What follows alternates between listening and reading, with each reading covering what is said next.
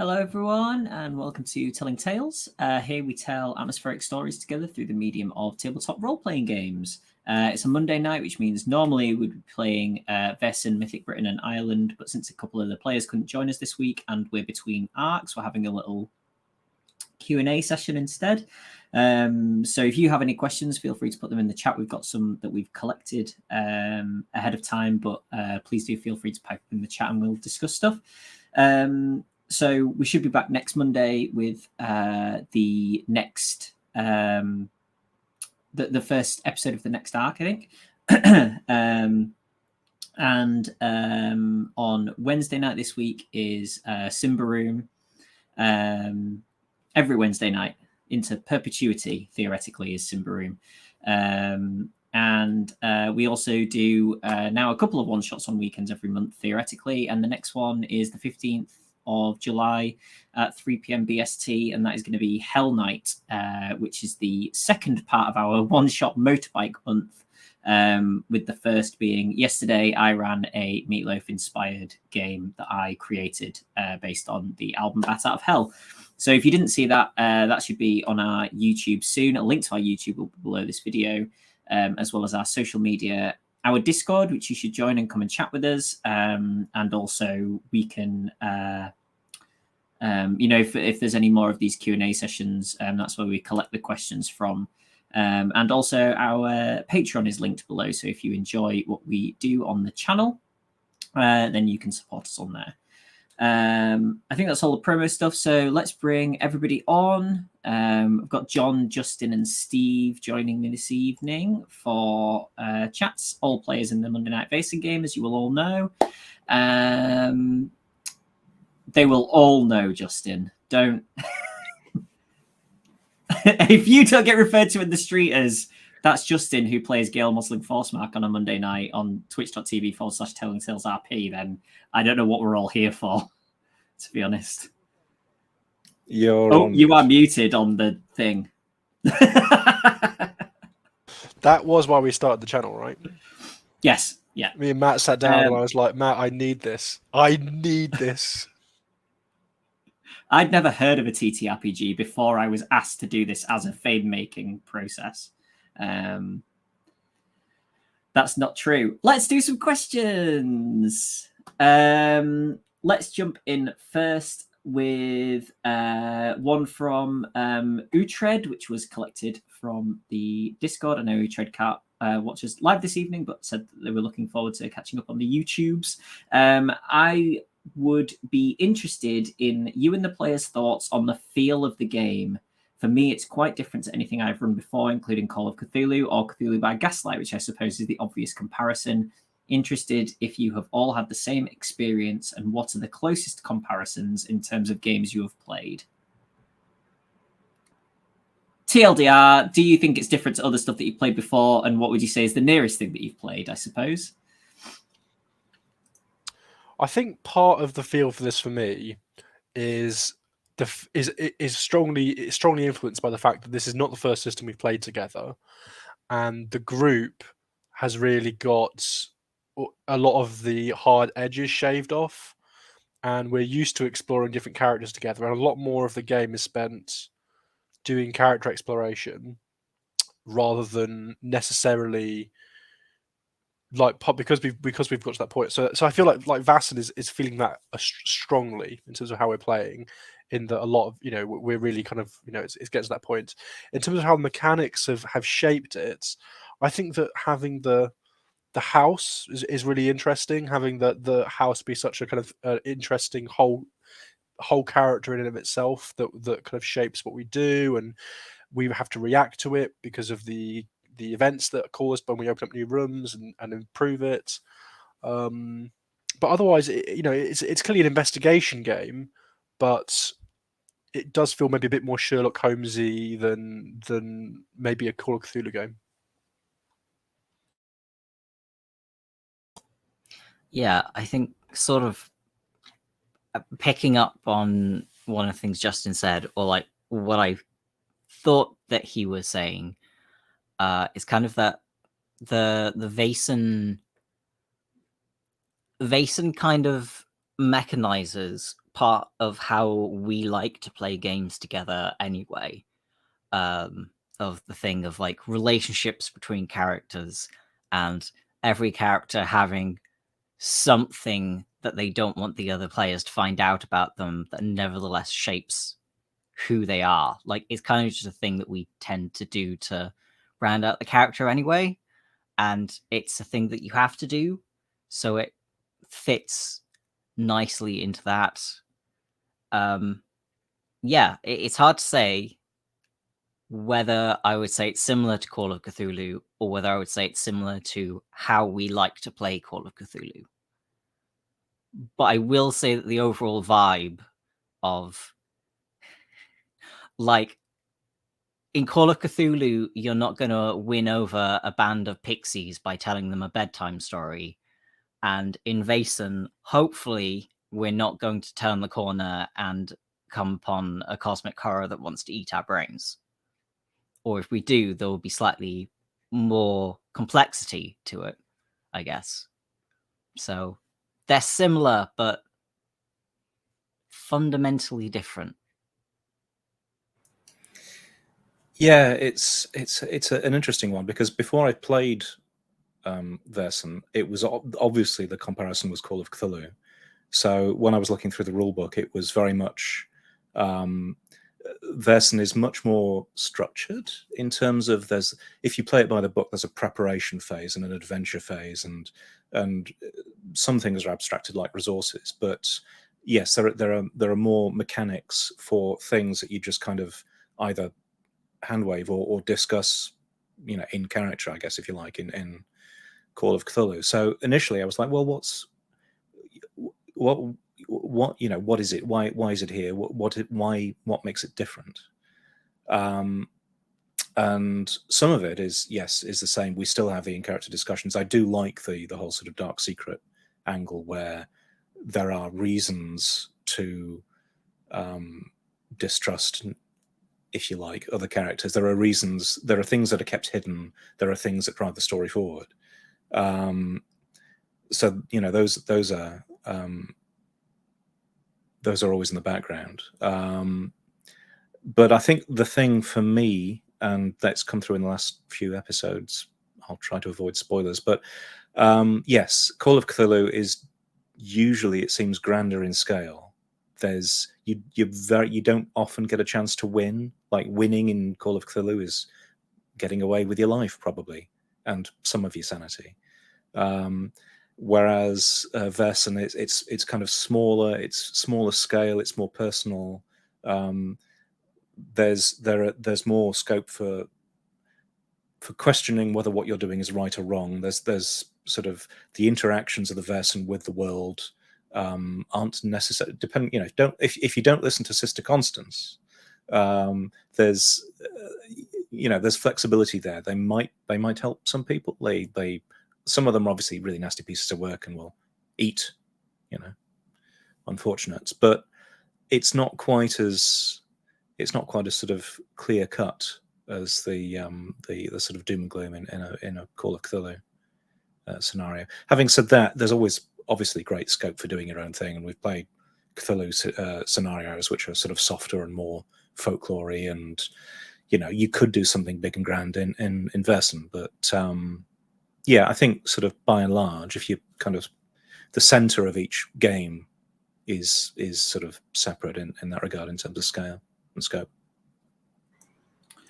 Yeah, I don't think that I've played anything that's massively similar. Like, I suppose something like Monster of the Week, in terms of like you were talking about, Steve, the scale of it and kind of the rolling nature of like an adventure just being almost a self-contained thing, and there's a little bit of sort of stuff between it, but then and you can choose to make it a bigger thing, but kind of as written, it's almost like that's an adventure, and then you do your stuff, and then there's an adventure, and then you do, and you could probably play for years without like a meta plot, I suppose, like outside of those individual bits, and probably have a reasonably nice time. So I suppose something like that is probably the nearest thing in terms of the structure as written, even though the feel of it might not be the same.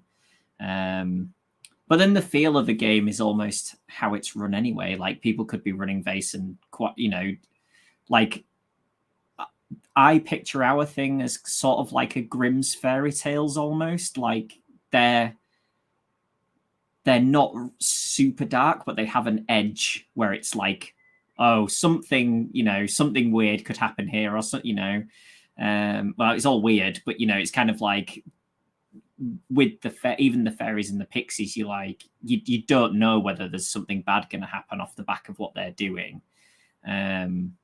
So that's kind of how I'm picturing the way that we're playing it.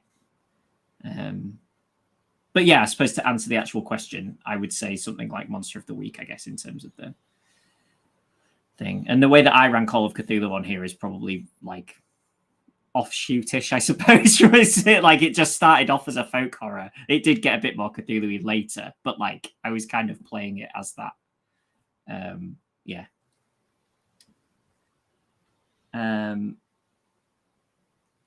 Anyone else? Anything else on that? Or should we jump to another bit? Well, I was thinking, I always like to think about how, like, games try to encourage behaviors through mechanics or through rewards.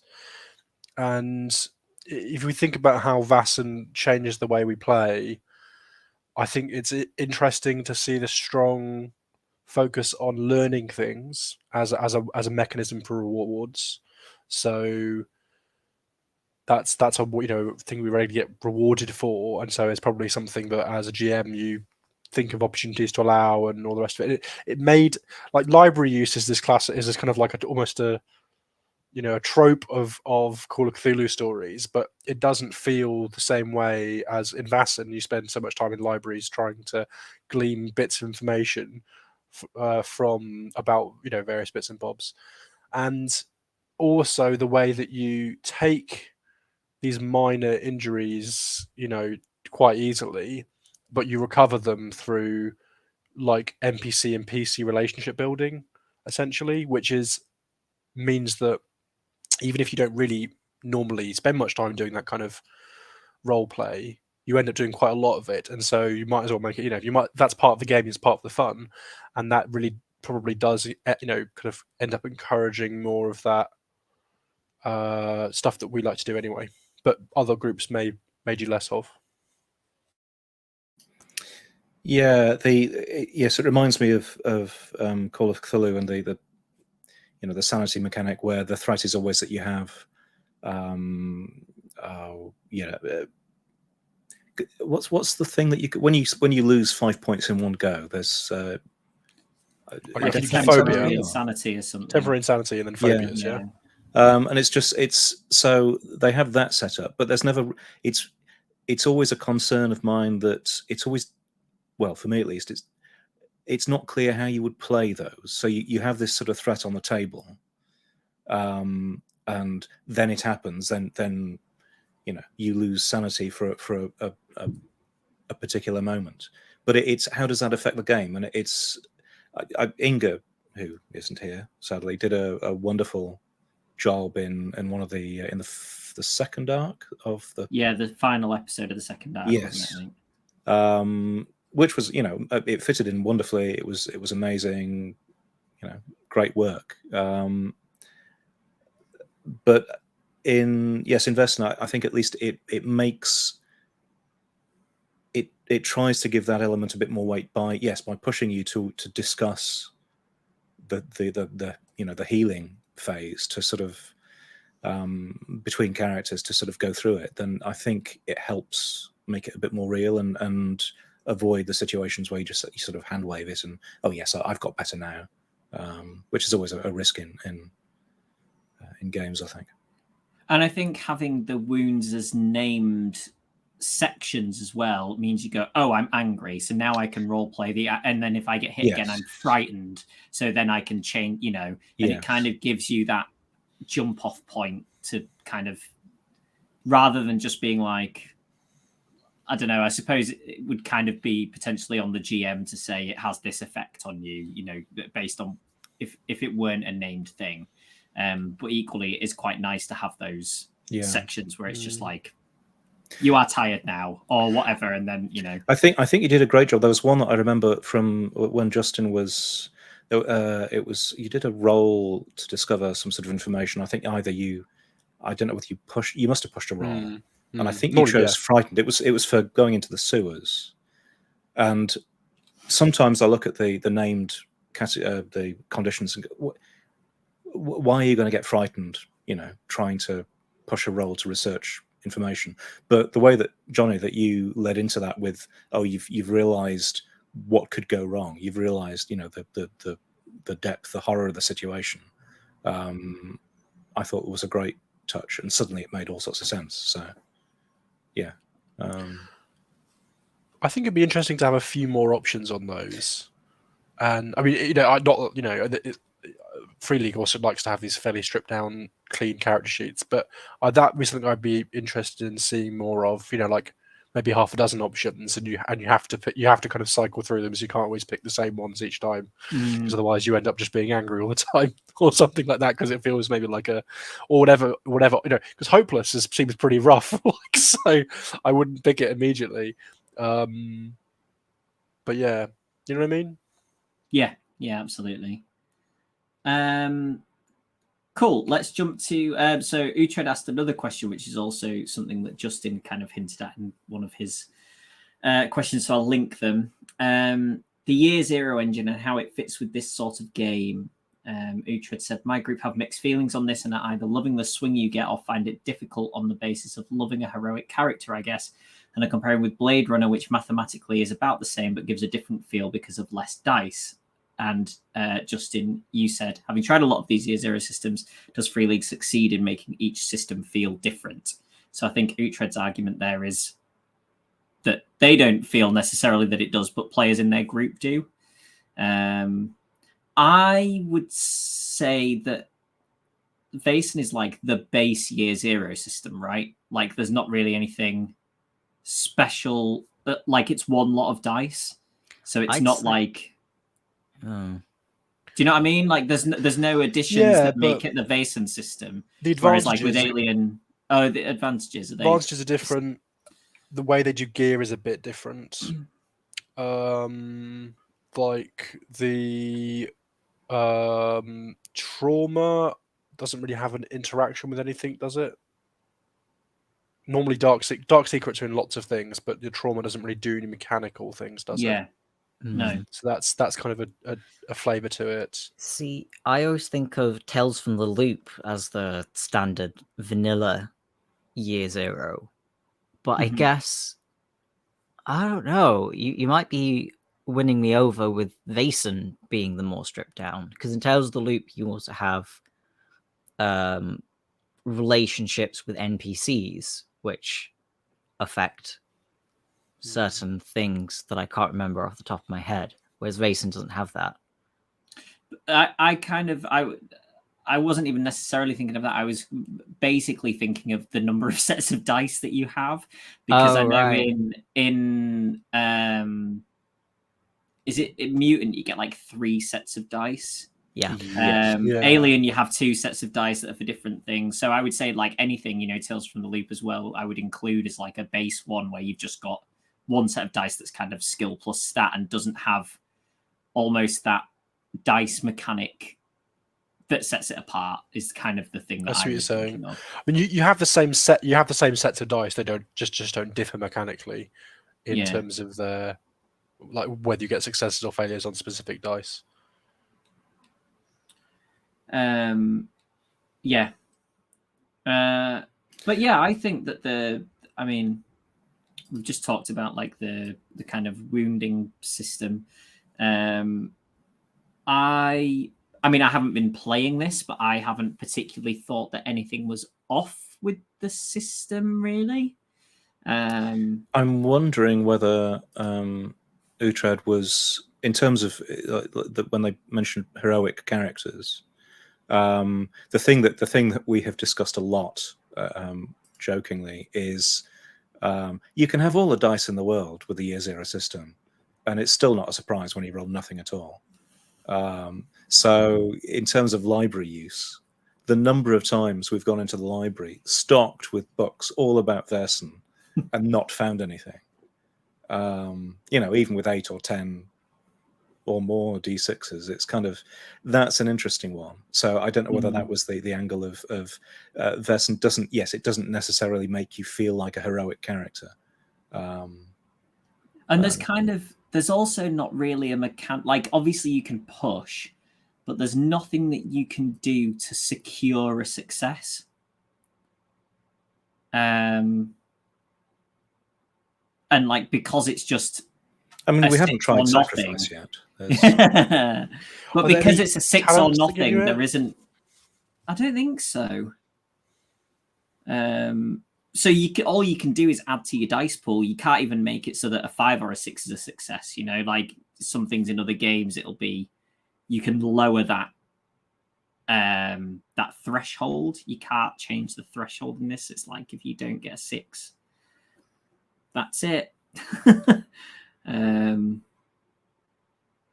But yeah, how have you guys found the system as players, as a whole, not just the dice rolling, I suppose? I think I found it fine, and that's kind of the thing. Because, like, with something like Alien, to use another Year Zero as an example, I feel like the mechanics really adds to the system and the feel and the stress mechanic, right? It suits this sort of horror, high anxiety situation. And I think with Mutant Year Zero, I felt a similar thing. And like, that's just Year Zero, but I guess other examples are available. But with Vaesen, I've kind of found like, yeah, the mechanics don't get in the way of the story, but it doesn't particularly add anything to the story. Like, I think you could also hack it into like a Call of Cthulhu layout, or like a World of Darkness layout, or a D20 layout, and it would be like fine. I have found, like we've talked before, that we're not sure about long-term upgrades. Like there's a definite roof that some of us are eyeing warily on some of the skills, and there's only like 3 possible class what are they called? Abilities? Talents. Yeah. Only like 3 class talents per class. Which is, it would be nice to have a bit more variability and flavor, because when we all end up going for the general ones, we sort of all kind of, we all like picking the talents based on what we did in that session, which is how we've ended up with 3 people with a sprinter talent, because we all leveled up on the same session. And the XP cost, because it doesn't scale with level, is quite, that's a thing. One of the things I was thinking about that, what you're saying, John, is I think in some ways Vaesen is built like a lot of their tailoring seems to have gone into how the Vaesen operates, like the way in which the wounds impact the Vaesen's abilities and characters and their special abilities and things, like the negative side effects they can get on theirs, which mirror the PC's side effects, is only GM facing, but seems to be a lot more developed and interesting. So maybe this is a system that is a bit more, like a bit more tailored to that side of it. Like, for me and Steve are Forbidden Lands game, which we play a lot, and the way that monster, you can hack away at a monster for a very long time in Forbidden Lands, and there are ostensibly no changes to it until you eventually hack it into pieces. Whereas I like that in Vaesen, the monster's given a lot more kind of a script to follow as it gets attacked, which is, from my perspective, is the most developed of a kind of monster behavior in the Year Zero system. I've already run a few systems in that, so. Yeah, I like that as well, actually. And some of them will be negative effects for the creature, and some of them will be positive effects for the creature as you work your way down the list. Because, they might they might get angry at first and have +2 speed or whatever, and then later the speed may drop off if they become more injured, and at some point they'll kind of get 2 attacks in a turn maybe, or do different things. And some of them have sort of 10 or 12 steps, which is the number of wounds that they might have. You skipped straight past that with the sea serpent. Spoiler alert. I was going to say, oof. Check up on that. Imagine if you draw that TNT when he looks a bit angry. Oh dear. It's fine. We had more than one stake of TNT, didn't we? Did we? I don't know. Yeah, cool. So 42 asked, was the Spertus storyline planned or something that just happened like the reporter? The Spertus was planned as a kind of like the way that it's gone, basically, as in not its own arc, but kind of trundling along in the background. And was essentially a way for me to introduce a like secondary main character NPC, because I quite liked the idea of with this. So obviously with the, like, this is the third kind of long game that I've run on here. Call of Cthulhu, I had like a specific storyline that I wanted to do. And Shadows was, a pre-written adventure. Whereas this is the first thing where I've been a bit more like free form and able to do stuff with it. And what I wanted to do was, I don't know if this sounds really like pretentious, but like create a living world wherein things were going on that weren't necessarily part of the main storyline, but were kind of, still things that would be interesting and going on in the background. Like, unfortunately, the thing with the reporter came up as a trouble that you get for advancing the thing. And that has, again, formed into like a nice little background thing that's going on that isn't the main story, but that can keep cropping up. And, who knows what that'll turn into eventually. It's kind of up to the players as well, the way that they deal with it and that kind of thing. The fairy, however, was a trouble. That was a rolled thing. And one of the troubles that you can get is a Vaesen wakes up in the house and is enamored with a member of the crew, essentially. And I thought, what better than a fairy with Mosling? Fucking hell. You didn't roll randomly to decide who the fairy was going to go after. I didn't roll randomly. Jonny just went with Jonny went with Matt's method. It's always just. No, I rolled and that came up, and I was like, well, the person that this makes them like the most narrative interest would be for it to be Mosling with a fairy. Because, if a werewolf woke up in the house and wanted to hang out with Henry, that would probably have a very different ending to the way that this has gone, I imagine. A very quick ending, probably.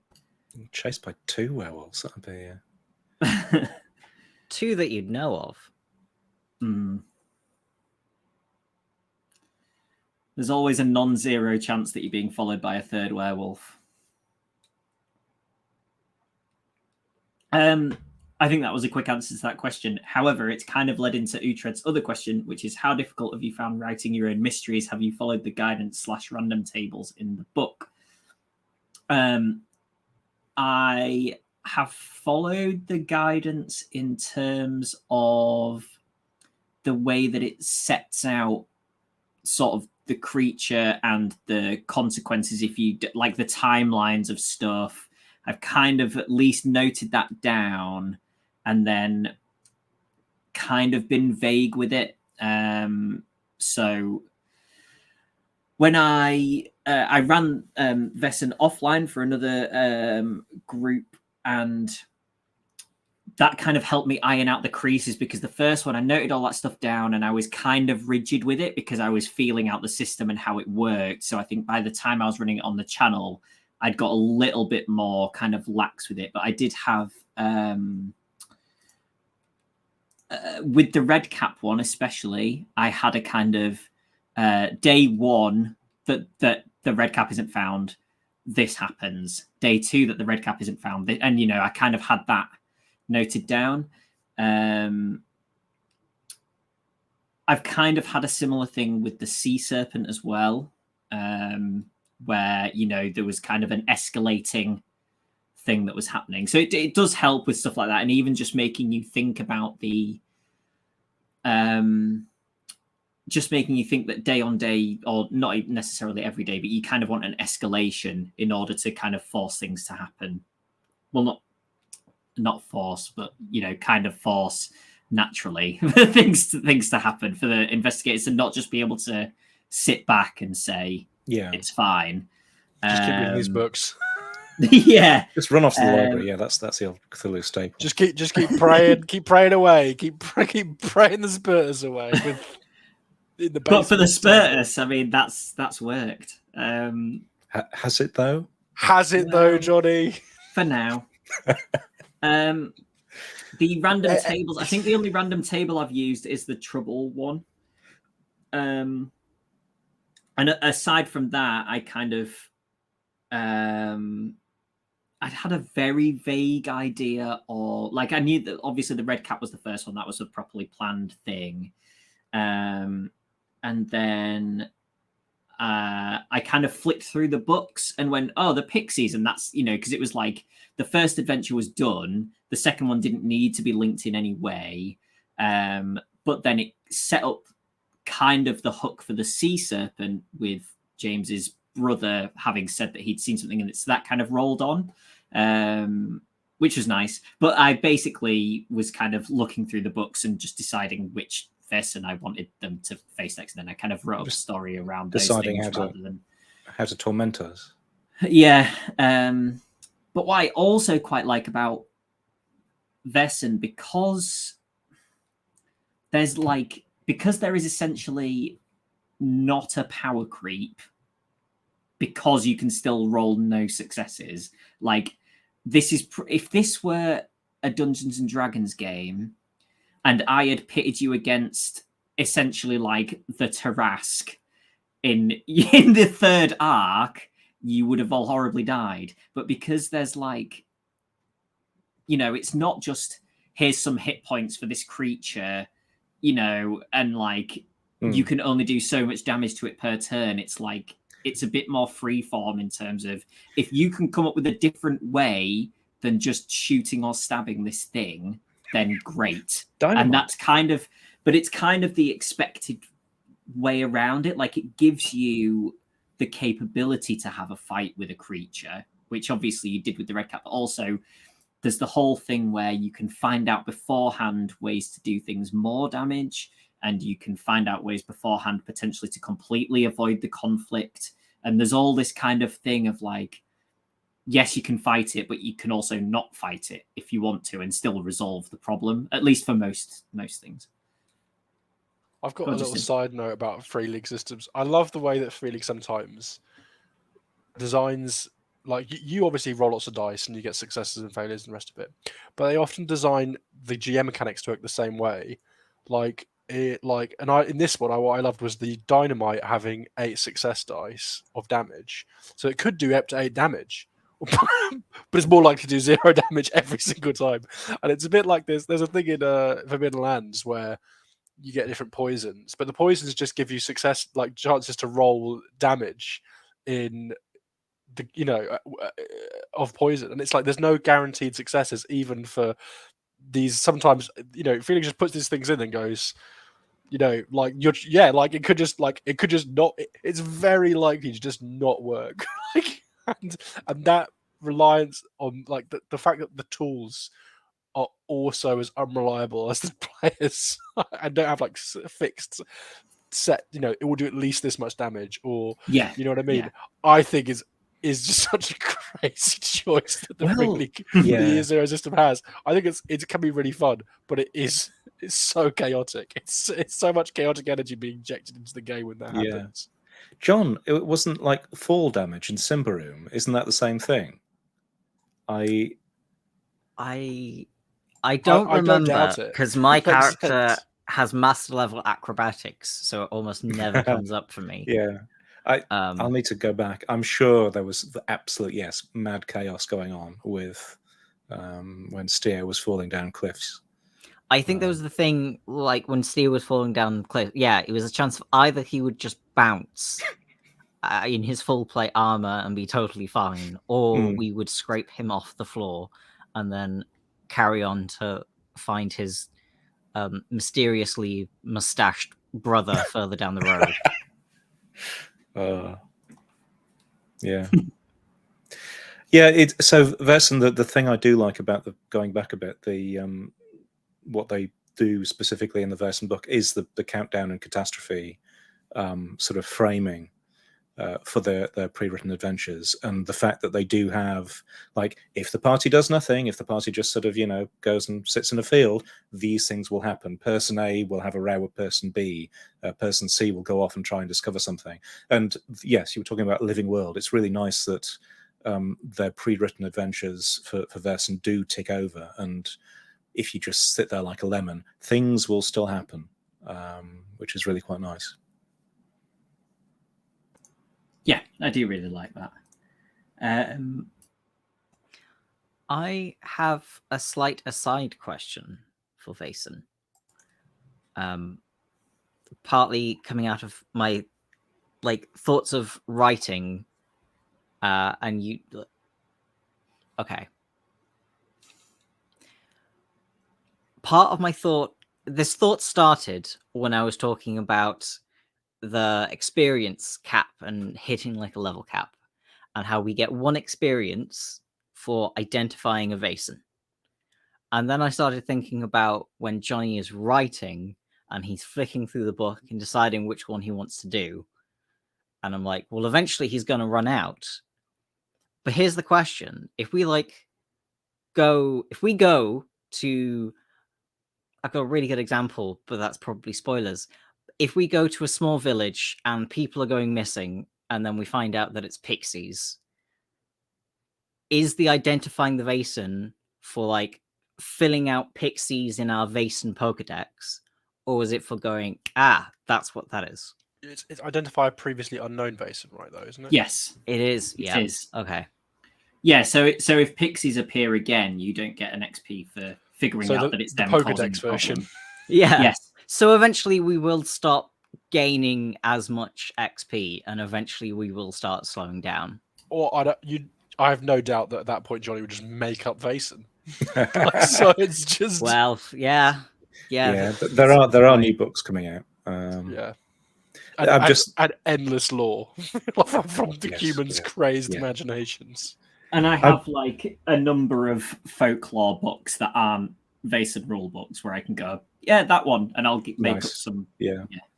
I just that the mention of Pokemon and Pokedexes, Sister Constance, it has to be gotta smite them all.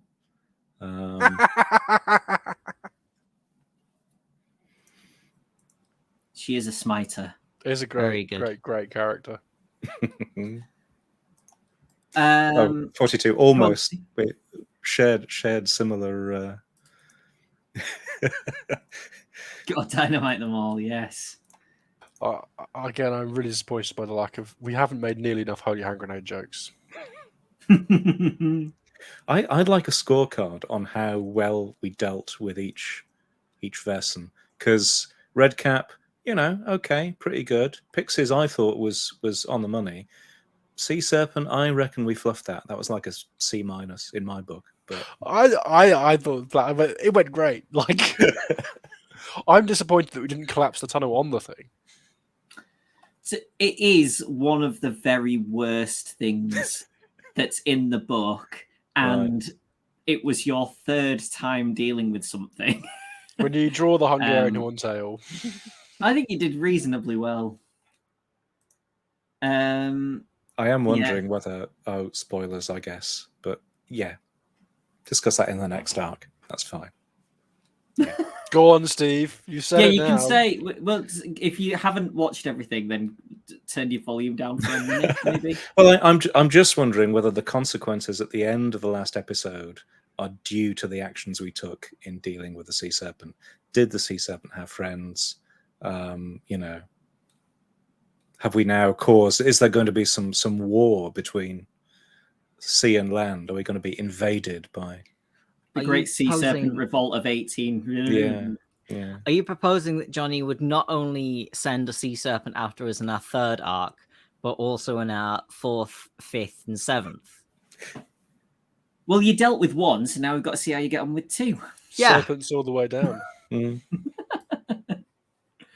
I'm not a malevolent GM.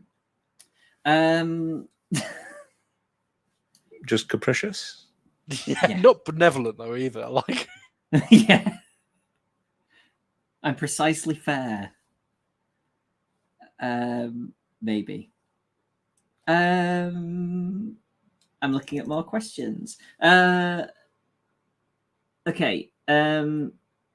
Steve, you put this one in. Loose Ends had a lot of plot/goal juggling as the different quests rose and fell in priority/urgency. Did that make things easier or harder for me? There was more to keep on top of on a week-to-week basis because I had to. I think there was probably like 4 plots going on at once, like jumping back and forth between each other. So I kind of had to be prepared for, you know, almost like if you're running like a sandbox pre-written adventure, you need to be ready for the next lot of options that somebody goes for, I suppose. But equally, because I know the endpoints of them, I can kind of fill in the blanks if I haven't completely like nailed down what I think the next bit will be. And I'm running this like really freeform depending on what you guys do, because as well, like I said, the ways that you can deal with the mysteries are so varied. I'm kind of trying to keep that open rather than having like, here's a set path to follow. And equally, like I like to try and have it where like I almost purposefully don't have those middle bits filled in, because if you come up with a good idea for something to look at or whatever that I haven't thought of. So peeking behind the curtain, the whole thing with John in Rachel Brown's house, that was off the dome. That wasn't a planned thing. So the whole thing about like getting the pictures, I went, that was all just made up on the spot.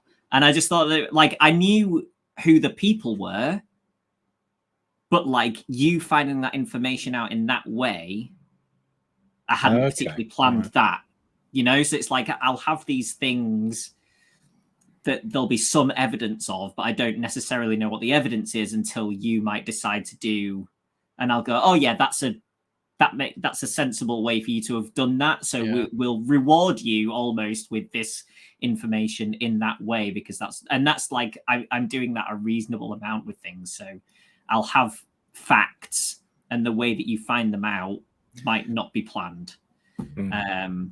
Because I like that as like a reward for you role playing well and going, oh, this is a thread, I'm going to follow it here. And I go, yes, that makes sense. Have this bit of information. You're welcome. There you go. It is always interesting, sort of like, it's almost like striding off into the dark, like trying to figure out where we'd find,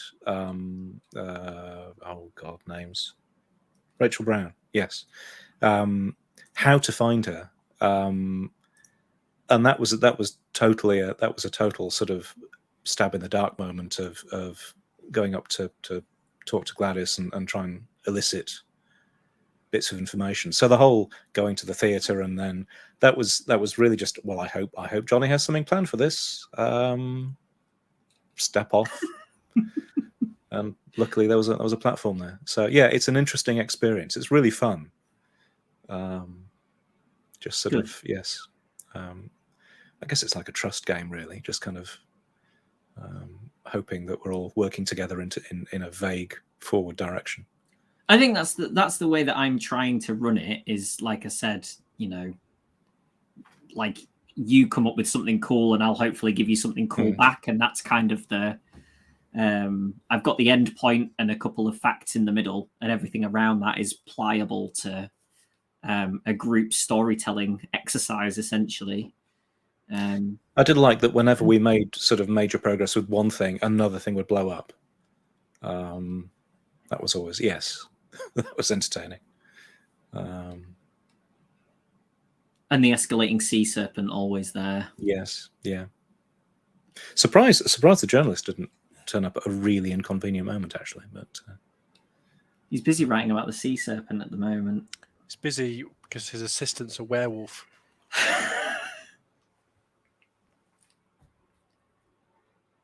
It's my plan. I think. Do you find that the pacing of the games was difficult, given that we spent all of our time ordering cups of tea from the servant and then drinking said cups of tea, and that is 90% of every single session? Well, Call of Cthulhu was pretty much exactly the same, wasn't it? I think I just run games where, like, if people are talking, I just leave them to it and see where they get to. I think there's that, like, unless there is, like, for whatever reason, an in-game time pressure. Like, if I had said, or if for some reason you knew that something was going to happen in 30 minutes, and you real world talked for 40 minutes, I would be like, the thing's happened.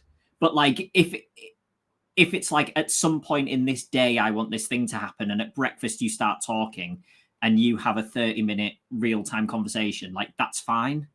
And I'm quite, and that's where a lot of the, the nice interpersonal stuff comes out as well. Which is what I enjoy having in like and there's a thing with like,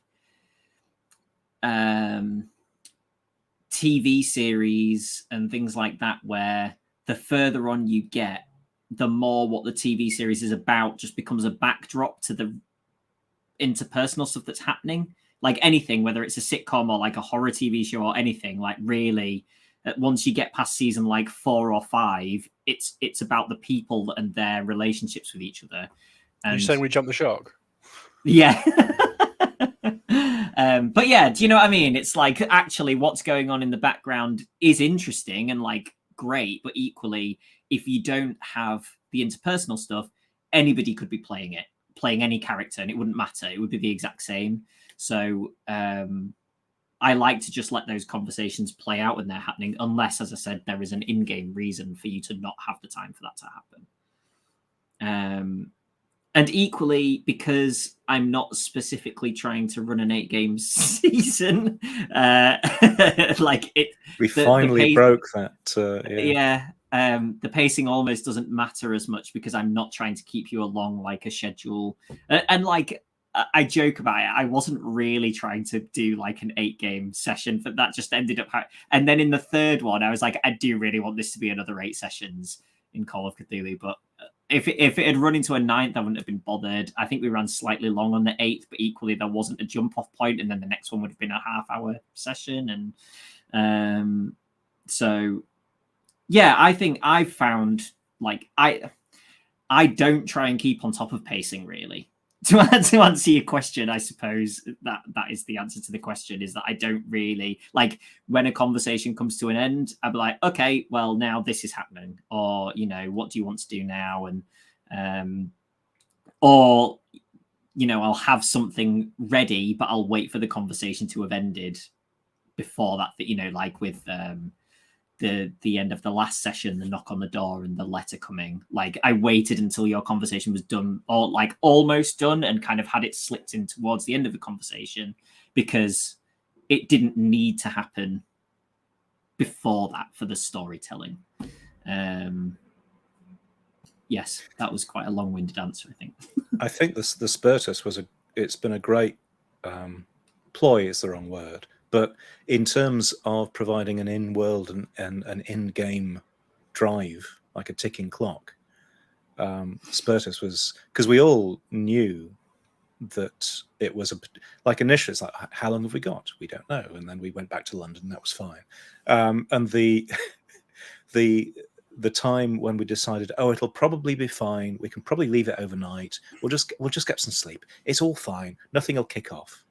And then obviously things kicked off, which was great. So that was always a nice in-world threat where we didn't really know how long we had. So it was sorry, go on, Steve. Well, it's just it drove things nicely. Was all I was going to say. So it was a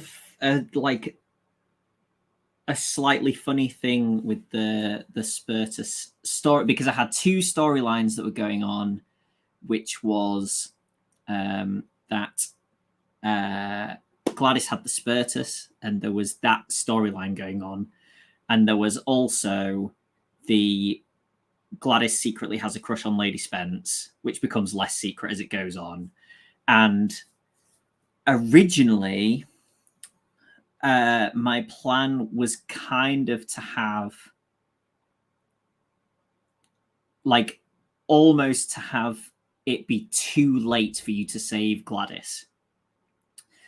But then there is a whole trope of a doomed lesbian couple, which I didn't want to go anywhere near. So I was like, we'll change this slightly, because I didn't want to and there was no reason for it to feed into that.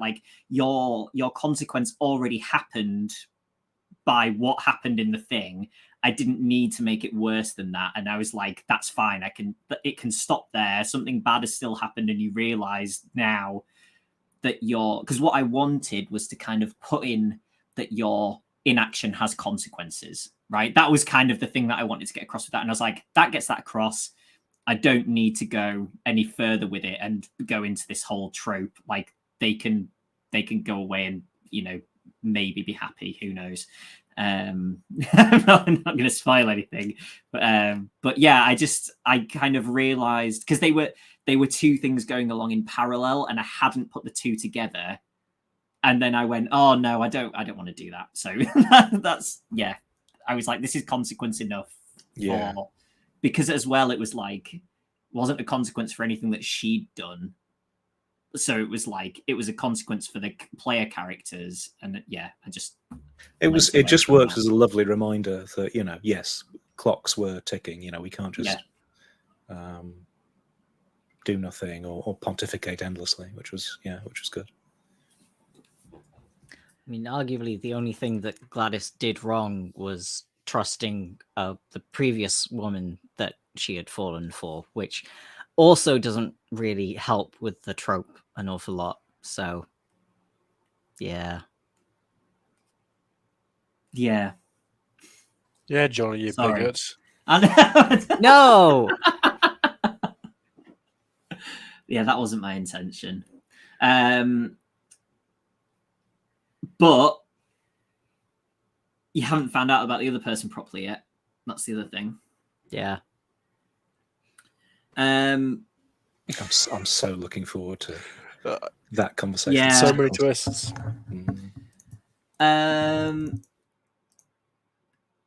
So I think we've kind of answered this one. What sets Vaesen apart as a system, which was another one that you'd said, Steve. But I think we've kind of I just dumped all sorts of questions in there, so don't feel you need everything in there.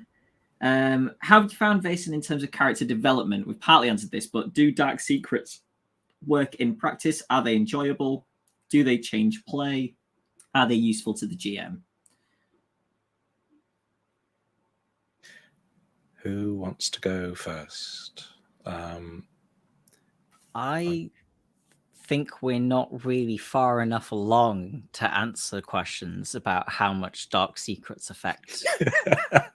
Well, some of us aren't.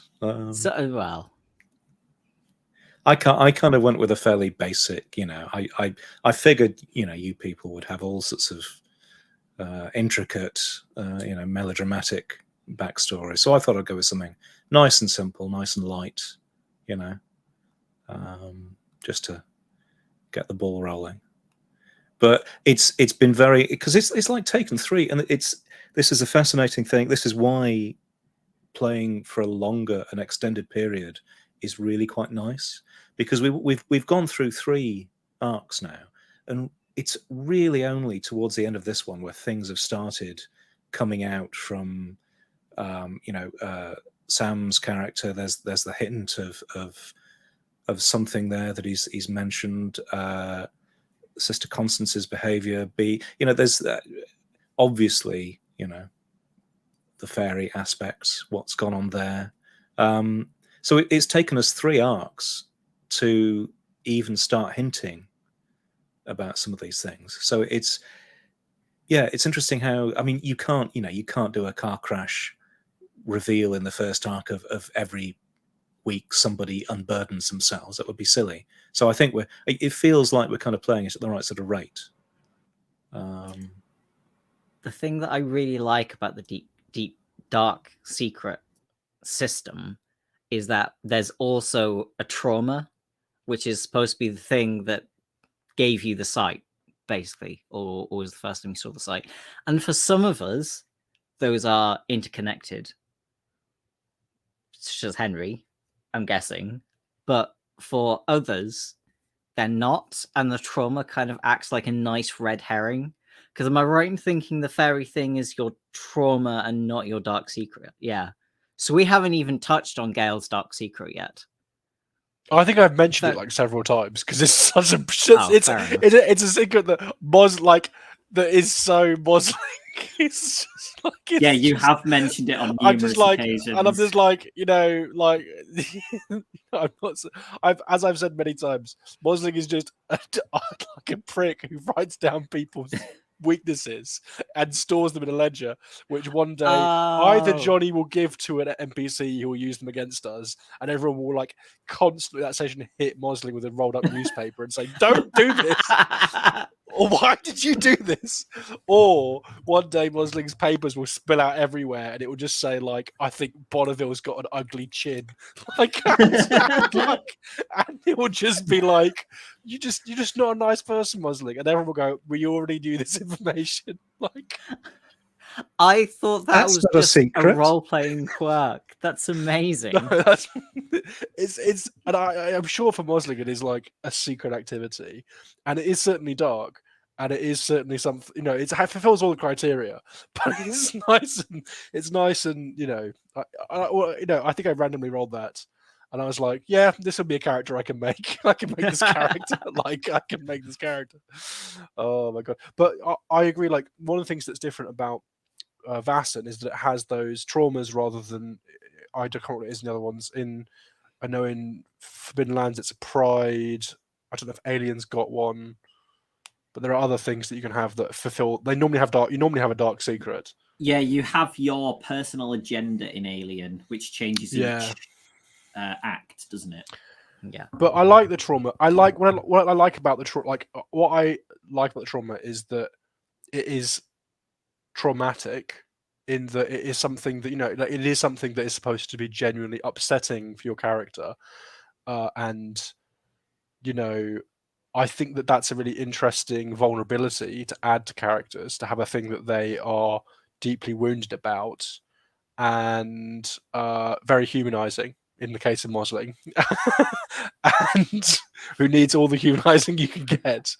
And I like that. And I think that the way that it's done is one of the better things about the system, because it really adds it provides a very rich well to role play around, especially when the GM thrusts the thing that is supposed to be the thing that has traumatized you into the session, which has been good. And I think that if Mosling hadn't had like a traumatic experience with fairies, then the whole fairy complication would have gone very differently.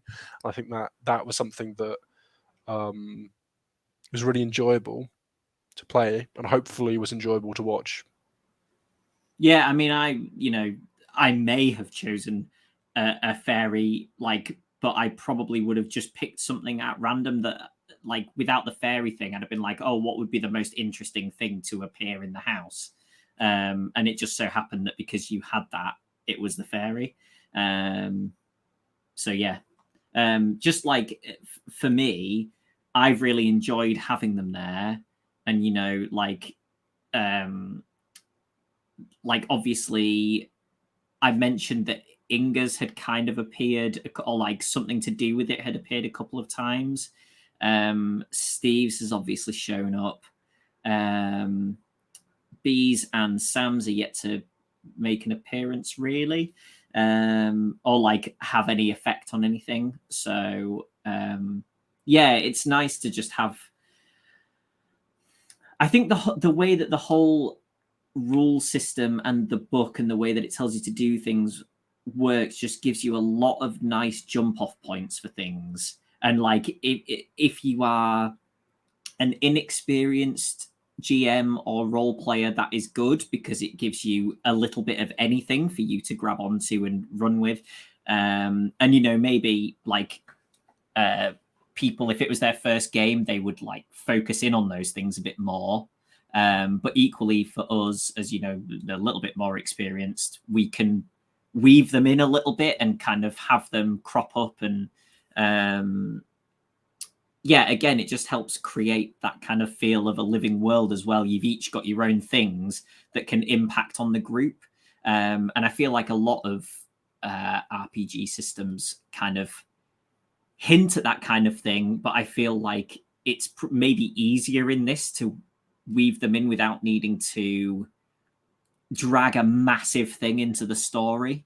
Because like I've started playing a kind of monthly D&D game on a weekend, and it's like the things that you put, you know, like your whatever the 4 things are, like your traity kind of personality trait things, like they're just the way that I would play my character anyway, because I've decided that that's what they are. So they almost are irrelevant.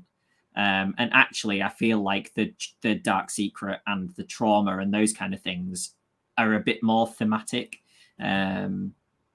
and help create that feel a bit more than those things. I'm quite pleased in terms of character development that that we finally had a chance to include critical injuries, and yes, in my case, insight, which is. You had a question about that, Steve. I don't doubt it. Shall I mention the question? Yeah, go on. Why not? Segue. Vaesen includes a number of skills people might view as potentially game-breaking, e.g. revealing clues / connections or insights. How have I found those in practice? Any concerns? As is the answer to a lot of questions about rules stuff and that kind of thing on this channel, I think because of the group and the kind of understanding that we all have, it's not a problem, right? So like when Steve, you used your insight last session to say that you wanted the kind of vision thing, I could imagine some people who like to sort of min-max might have been disappointed with the amount of information that was given to them during that, you know, if I was to give the same thing that I gave to you. But I think because we all have this understanding of the way that we want the game to run, I think if I had said to you, here's the answer to the mystery, you'd have been disappointed. Whereas some people, that might be what they were looking for. I think in terms of our group and probably a lot of role-playing groups, it's not really a problem, because we have that thing of like, I want the story to be good. I don't just want you to tell me this information that there's one talent that is in the private detective set, which I haven't taken, and I probably won't, because it's named Elementary, and it's once per session you can ask the game master to explain how clues are connected. It's like, well, you know, how can you do that whilst maintaining? So I wouldn't necessarily be upset if you took that, because I think if you said, I'm going to spend an hour with all this evidence and you are a private detective, Yeah. I could give you some information that I was happy giving you that is new information to you that ties those things together. So again, it's the group and the understanding. Like, if some people could play that and would be like, well, you can't have that talent because that break. But I think you can not work around it, but it's entirely how you, as a group, view that thing, I suppose, and whether everyone is happy with. Yeah. Yeah. And I guess for some groups, I mean, so Call of Cthulhu is well known for, because again, it's an investigative game. Groups can find that they're sailing along merrily and will suddenly hit a brick wall and just won't know what to do, or fluff all of their library use or spot hidden rolls, and the game grinds to a halt. So I guess in some ways it's kind of handy having those talents available to sort of at least give people a get out if necessary. I'd certainly like, for me, those talents are, I would want to use them in interesting ways. If it benefits the story, if it's something that's interesting, then great. But it's I guess they have a place. But I probably want to use them sparingly in story appropriate moments.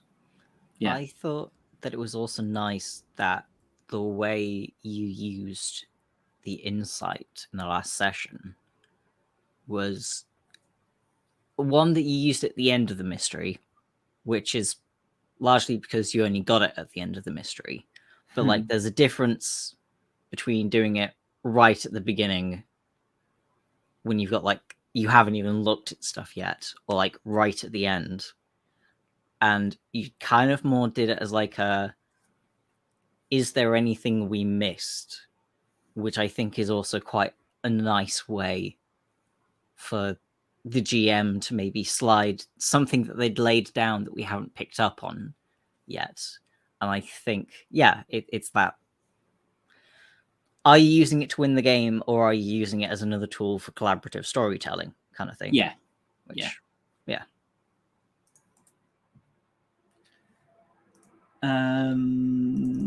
Anybody else? Any thoughts on the skills and that kind of thing while we're on skills?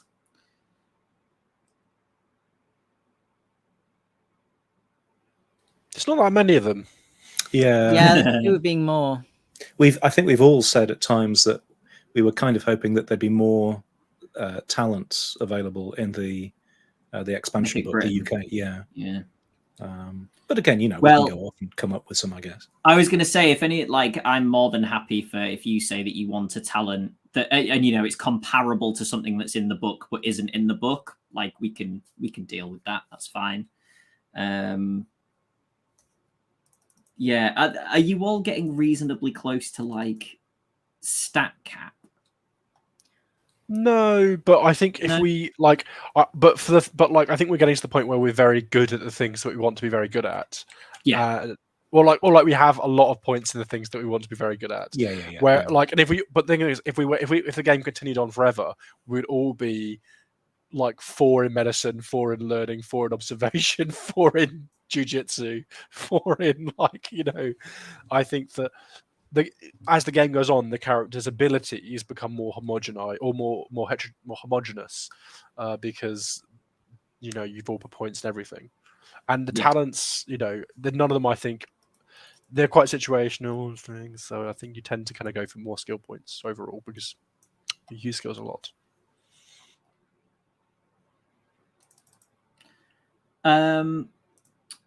Okay, the differing viewpoints of the group, coupled with recent events in loose ends, have been leading to an increased feeling of conflict between characters. How are players and GM finding it? From my perspective, I like if the players are not taking anything like personally and are happy with the way that things are going, like I'm happy with it. I'm not uncomfortable around it. And I think that, if anybody, I feel like the group is comfortable enough with each other that somebody would say, and we often after sessions have like almost a check-in when it has been kind of heated in character. We'll have a kind of was that fine? And normally from one or two of the people who have been the ones bumping heads in character. And I think that's a good thing. I don't think that that's anything that's like shows that you shouldn't necessarily just assume that it's fine. I think that's worse than checking in. So yeah, from my perspective, I've been fine with it. I assume everybody else also has, but please talk about it if you want to. I think me and Inga have partially. I think we sort of talked about it at the end of the last stream, because we're kind of the ones that are most diametrically opposed, or being constants are the most diametrically opposed. But I think from my perspective, it also helps that Inga is like, Constance is so wrong, but this is the character, and I really admire her for that as well. Like role-playing someone that she disagrees with so much. And again, she does such a good job of it. Yeah. But I think it's important to note that it's not like Inga. I think there's a difference as well between this is what my character would do level of like disruption and thinking about how your character being disruptive is a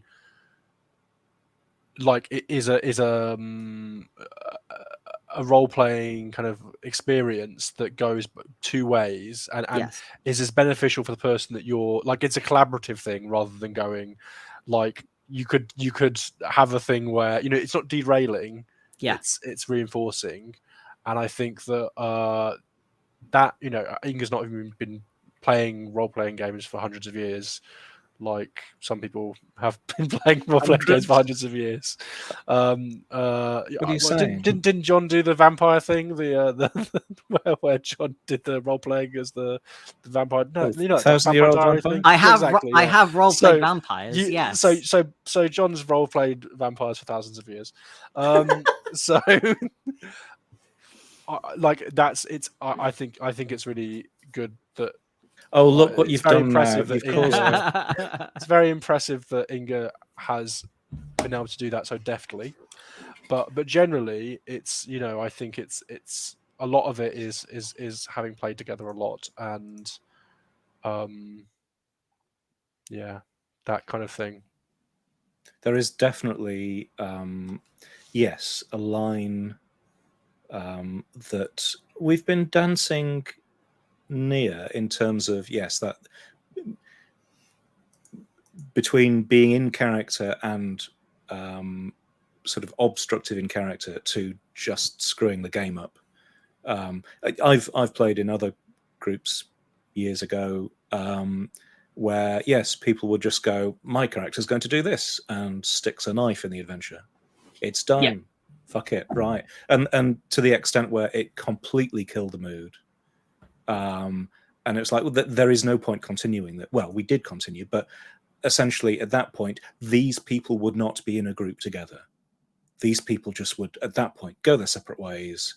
There we are. Yeah. So there's a dance that's kind of going on where I think as players, we understand that we will all sort of shift around a bit to allow this conflict to play out and to push it in directions and see not how far we can go, but there are things that have been going on, and there are attitudes that people have had, characters have had, that Henry, having nearly died, is just like this can't continue. This is wrong. You are wrong. He hasn't come out and said that in quite so few words, but what I'm trying to do, and I still consider myself fairly new to all of this.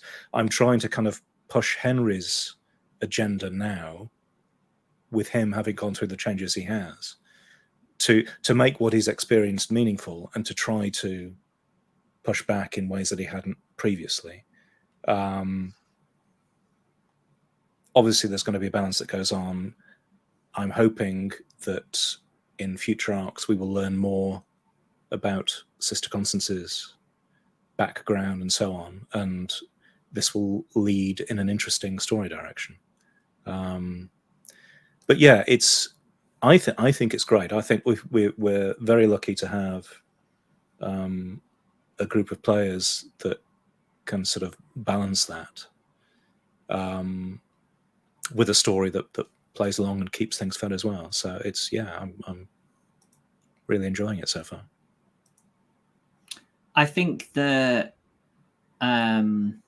slightly unintentional thing of like almost having given Sister Constance sort of pre-vindication by having like two creatures who actually the right course of action is to use religious things on them. And like, I'm not going to claim that I'm not going to claim that it was entirely on purpose, because it wasn't, and I'm not going to take, I'm not going to take,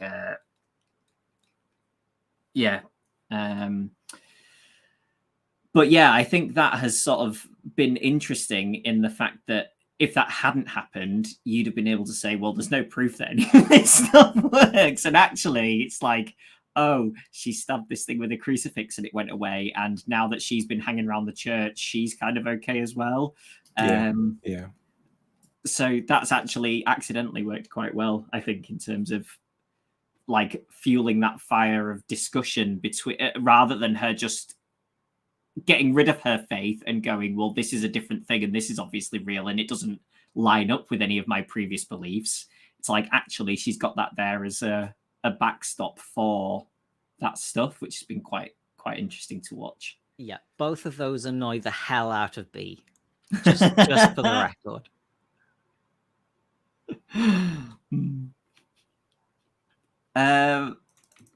Okay. We've kind of discussed it already, but we can talk about it properly, I suppose. What do people think of the health, fear, and healing system in Vaesen?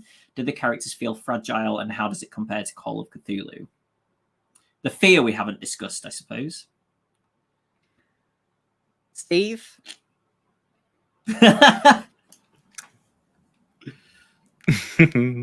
Yeah. Well, we'd kind of, like the first adventure, we all suddenly realized that we were probably quite squishy, but we were really new at that point, so it was understandable. And then we had a nice, quiet, calm sort of adventure, and things were fine. So yeah, it was really, yes, I really enjoyed the fact that that suddenly we had the full implication of just how scary and life-ending a creature can be. So the sea serpent, I guess we should probably explain how the fear rules work. John, yeah, so the sea serpent has a rating of, I think, 3/2 for fear.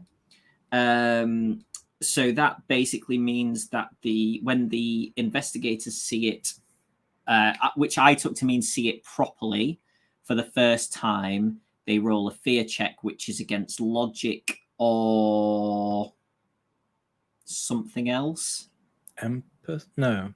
Yeah, it might be. They make a roll with one of those, so they roll however many d6 they have in that, and then they need that many successes, so 3 in that case, to not become in a state of fear from the creature. And each they basically reduce the fear by 1 point for each success that they get. So if you got 3 successes, you would take no fear. And each fear is a mental condition, right? I think that's right. And what Steve did, spoiler alert for the sea serpent combat, was push that roll and then still not get successes. So ended up in a broken state. So the 3/2 as well, the 2 is like consecutive times you see it, you still have to roll. Right. So every later time that you saw it again, if you ran away from that fight and later came back to fight it again, you would still need 2 successes on the fear roll, which in that sense would make complete sense, because you're like, I've come back to fight this thing again, which nearly killed me. So of course you would have to roll again. But yeah, I took that to because like obviously you kind of caught it in the river, but I was taking it as like, when do you actually see this thing in all its glory? That was a I think it was the ideal timing for that. I guess the thing that the thing to point out is those you can't. Well, there are a couple of talents that give you maybe a couple of extra dice for fear tests, but you can't increase your attributes ever. There's no way of boosting your attributes, so there's no way of proofing yourself really against these fear tests. So all you get is pluses for like if you're with a group, yeah, because your fear is reduced because you're with a group. But yeah, apart from that. But given that your skills, so my logic, so my highest attribute is logic, which is 5 dice. 5 dice in a year 0 system is not great for rolling 3 successes, Yeah. So suddenly fear is very potent. Which is great. I that is something that I really quite liked, and I like the fact that it almost wiped the party out just seeing the thing. Initially, I think we were all sort of stricken with either being frozen or whatnot. So that suddenly all of the planning, all of the preparation in that episode essentially went out of the window, which was, I think, as it should be, really. I was when we were doing that session, other people who've run games will probably have come across this, where you kind of go, oh shit, I didn't realize it was this bad. And actually I was like, what will I do if because it was Justin's character, Gale, did not become either completely terrified or hypnotized. But I was like, if all of them had, what would I have done? But I think what I would have probably done is basically had the other sailors take everyone out, and maybe you would have had to come back. Or we just wake up and the sailors aren't there anymore, and there's just like a foot bobbing in the water. We all just drift out the other end of the sewer and go, oh, fuck. God. But yeah, I did have that moment where, because also like the only other fear that we've had was the red cap, and that wasn't anywhere near as bad, and it was kind of like I can't remember now. I think that we did because Justin became afraid. Added on the conditions, yeah. But yeah, it was a thing. That was the thing that did us, was the fact that we hadn't remembered that for every fear point you don't cancel, you get a condition. That was the absolute kicker. Yeah. Yeah. So then you roll on -2 to your rolls as well for the most part. So yeah, it's pretty brutal. And I did have that moment, like the first time that I pitched like a group of 4 low-level people in D&D against what should have been an easy 4-wolf fight. And actually, a group of wolves is the worst thing to fight in D&D, because they just knock you down and keep fighting, and that's that you're all dead. So it was a very similar thing to that, where you went, do I need to fudge some rolls here before they all die? Or well, I'm glad we managed to scare you for a change. Yeah. I wasn't planning it. If I'd been planning a TPK, I'd have been fine with it. But going in thinking, yeah, this will be a tough thing, but they'll be all right, and then going, oh, only one person in this tunnel has any idea of their surroundings at the moment, and it's maudling.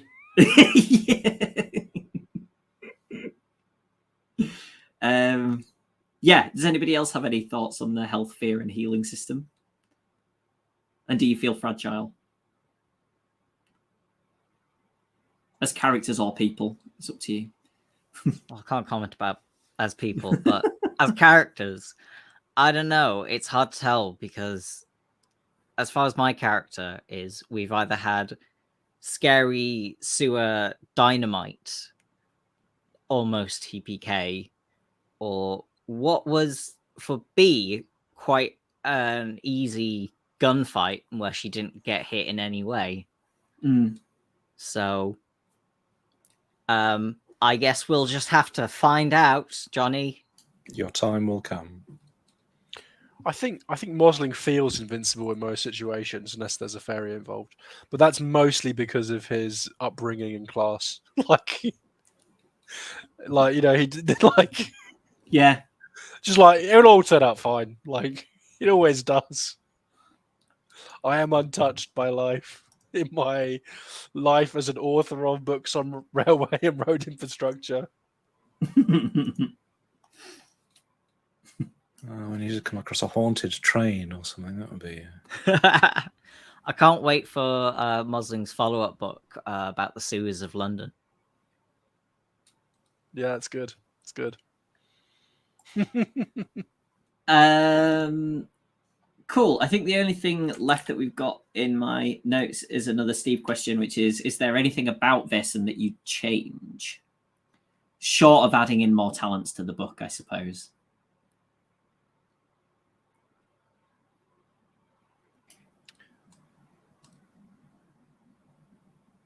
Well, I'll jump in with a simple one, which is probably the same for most RPG books.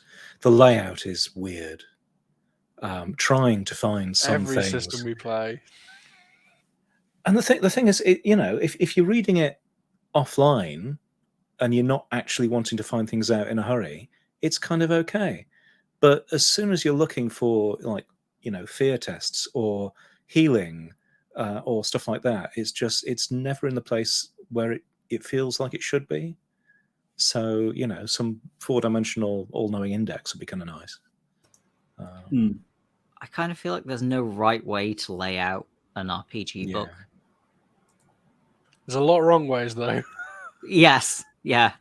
What I might start doing is like every time I'm looking for something in a book, like note what I'm looking for and what I sort of naturally turn to, and then go, if I ever write a book, it's going with that stuff. I think it would be really good if you had like something like that of someone going through and like, I want to find out about healing, so I'm going to go to the section on injuries, because obviously they would be there. And then you actually have it halfway further in the book, but you have like a box out that says you might be on this page because you want to know about injuries, page X. I think from now on, all role-playing books should just be alphabetical in terms of the topics that they cover. So, there should be no organization whatsoever. Character creation should be split across all parts of the book. And, but you know what everything is. So, if you can't say you can't find anything because it's all alphabetical. The only thing that I would potentially change would be like a complete year zero system change, really, which is give like one of the talents could be something like choose a skill or whatever, and you succeed on a 5 or a 6.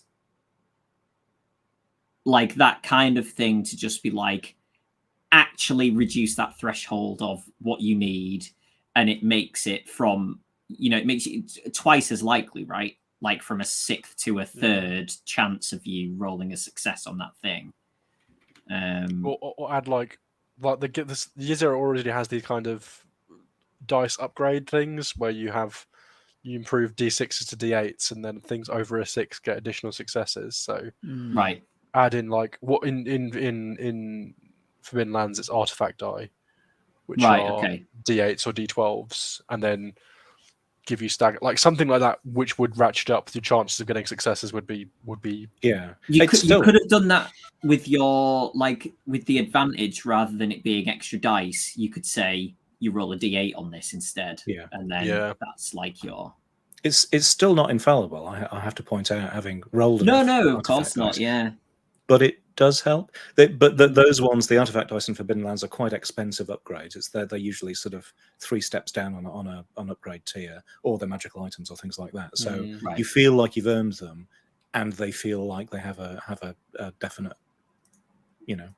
positive effect. And they have a shelf life because they break. Gear dice, yes. But like, so that could be good. I can see where you're coming from, Johnny. And if I was going to change something, I think I'd on the same vein. I just don't really think like what I was going to say earlier about the traumas and dark secrets. I think when your traumas are really easy to work in because they're very broad. Like anything to do with various things in the trauma can be related. Like it might just be you got attacked at night and then you don't like going out at night. So there's lots of ways to weave it in, but the dark secrets tend to be things that require you to know reasonably well what the player who's playing the PC was thinking in terms of what they think this thing is in terms of backstory and specifics and plot, and what would how to weave that in. And I find that as a GM, it's more difficult to allocate the mental space to plan for those things and weave them in, and they can be easy to feel like they're neglected. So I think maybe just like shelve the dark secret thing and bring in something else that's a bit more that gets you a similar number of jumping off points, or make it maybe like change the ownership of those tasks so that like the game system explicitly encourages GMs to work their traumas into things and PCs to work on their dark secrets to try and weave them into the story, so that they some kind of thing where it rebalances that. Because otherwise, there's a lot of systems that add in these descriptive things, and I feel like without more scaffolding for the player or the GM to work with, they end up falling by the wayside. Yeah.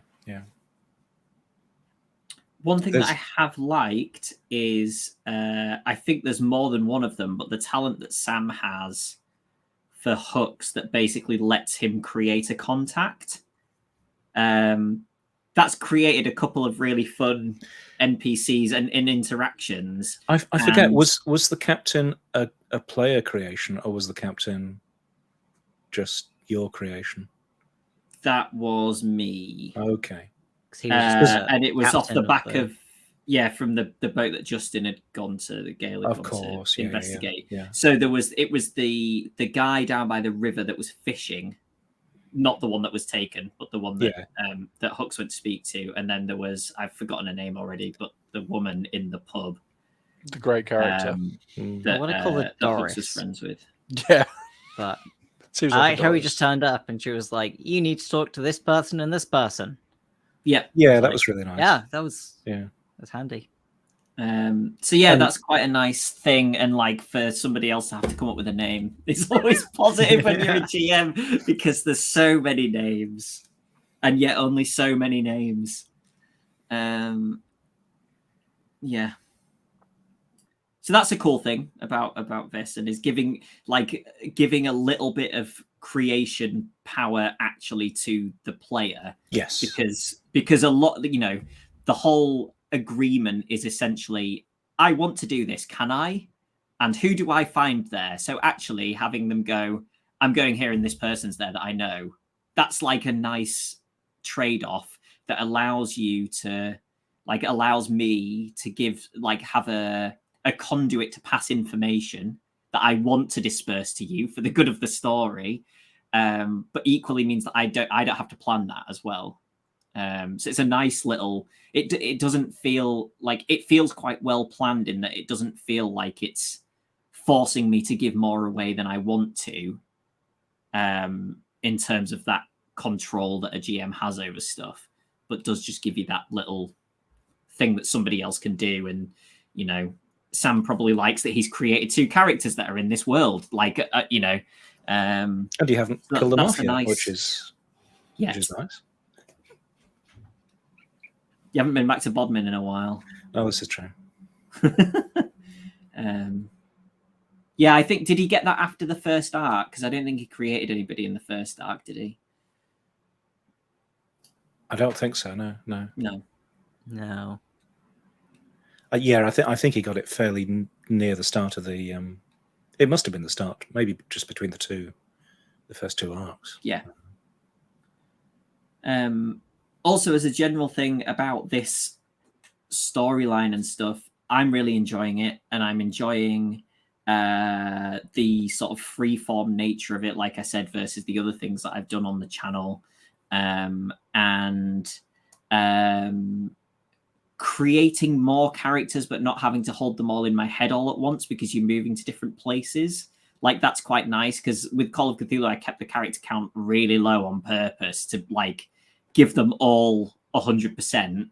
And it's like, on this, you've now got probably 40 characters that have been mentioned or somewhere around there. But actually, 10 of them are there and 10 of them are there and 10 of them are there. And it's not like they've all... And yeah, I think it's allowed creating more individual and nicely formed characters. I just thought about I've forgotten her name, the woman who's like a hedge witch that was in the first village. I was just thinking of her, she was a really cool character, and the interaction with B and Adam that was kind of going on there, and their kind of similarities. And then so it's kind of allowed that while it not being overwhelming in terms of me needing to remember loads of stuff.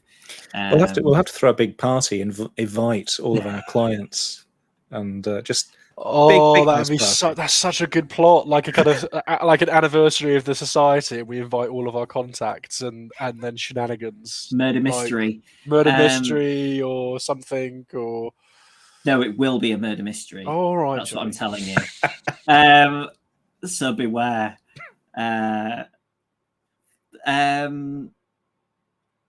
yeah, my idea as well is also that, like, if you wanted to speak to these people, like, obviously you've been in touch with Lady Spence kind of semi throughout since you've met her. But my idea with especially like the cooler characters that have been put in is that they all almost have like a specific specialty. And it's like, if you wanted to speak to somebody, maybe you would go back and speak to that person, or even just write them a letter and have contact with them. And I know there is like a mechanic in the book, which we've discussed before, for sort of turning somebody into a contact. But I'm kind of brushing that aside in terms of, like, in favor of narrative, and just having like, you have put the role-playing time into creating a relationship with this person by speaking to them and dealing with them in whatever way. And actually that should be rewarded by you being able to ask them for help if you need it in with whatever their knowledge or skill set is. I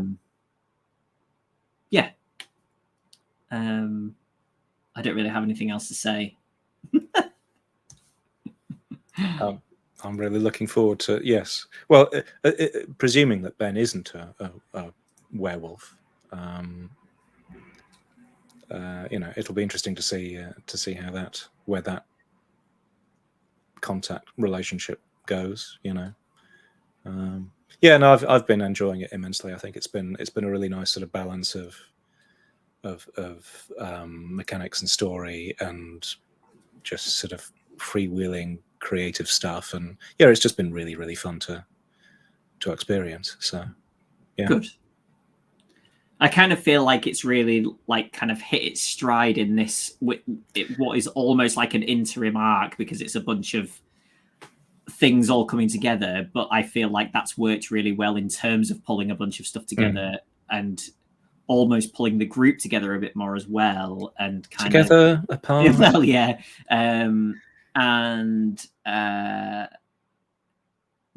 Having kind of stuff to work towards moving forward.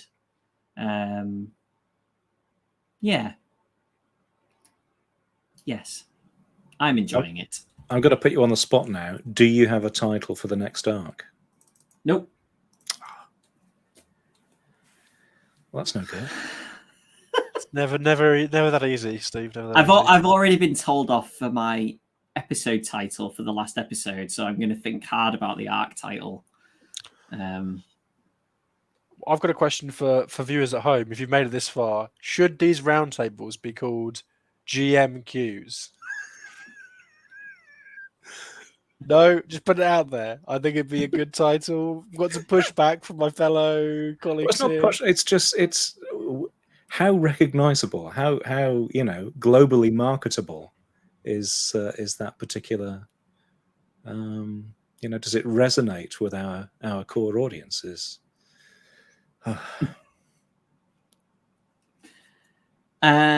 Does anybody else have anything? Because that's about wrapping up time anyway, roughly. That was all the questions that we had.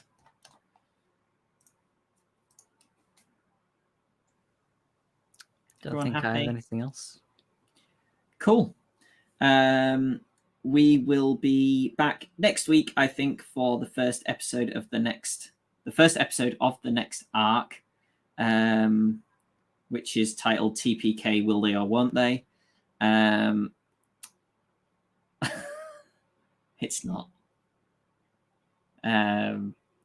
It's called Two Sea Serpents is Better Than What? And it's not. A sea serpent in the hand. Free sea serpent. It's called Rupert and Eleanor's Funeral at Sea. Serpent.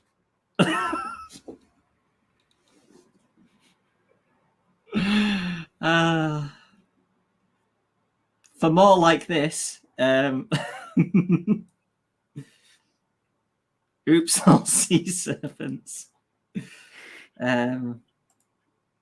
What to do when your boss dies? Yeah. They might have been saved by people. We've that's It's been canon. established. Somebody's been saved by a. It's possible. A merson. Yes. A merson. Yeah. Jonny might not have heartlessly killed 2 beloved NPCs that were named by members of the community. That's so unlike Jonny.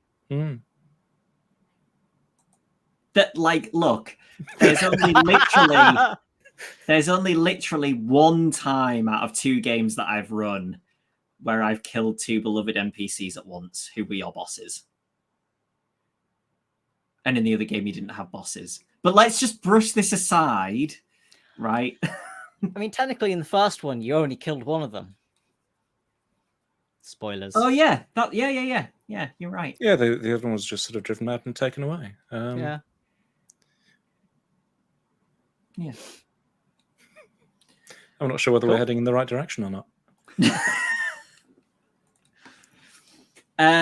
Right, cool. Simbaroom is on Wednesday. Links to all of our stuff is below the stream. Thank you very much, everybody that joined us, and 42 and Utrecht 43 for the questions. And please come join us on Discord and watch the Bat Out of Hell thing on YouTube when that comes on. And 15th of July is the next one shot, which is Hell Night, more motorbikes. And we will see you next Monday. I nearly said Wednesday for some reason because Wednesday is in my head. Next Monday for the start of the next arc. Cool. Thanks, everybody. Bye-bye.